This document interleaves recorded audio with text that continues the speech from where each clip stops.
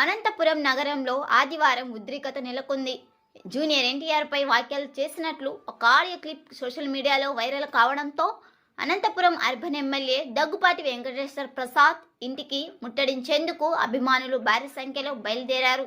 ఈ పరిణామంతో అప్రమత్తమైన పోలీసులు ఎమ్మెల్యే నివాసం చుట్టూ భారీగా బందోబస్తు ఏర్పాటు చేశారు. నగరానికి వచ్చే వాహనాలపై అదనపు తనిఖీలు చేపట్టారు.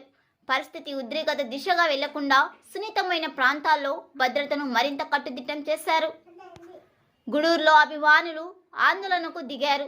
ఎమ్మెల్యే వెంటనే పబ్లిక్గా క్షమాపణ చెప్పాలని వారు డిమాండ్ చేశారు. లేదంటే ఎమ్మెల్యే ఇంటిపై అలాగే టీడీపీ కార్యాలయంపై ఆందోళనను మరింతగా తీవ్రం చేస్తామని హెచ్చరించారు. పార్టీ హైకమాండ్ తక్షణమే జోక్యం చేసుకుని ఎమ్మెల్యేపై చర్యలు తీసుకోవాలని కూడా కోరారు. జిల్లా పోలీసులు పరిస్థితిని నిశ్చితంగా గమనిస్తూ ఎటువంటి అవాంఛనీయ సంఘటనలు జరగకుండా కట్టుదిట్టమైన చర్యలు చేపట్టారు.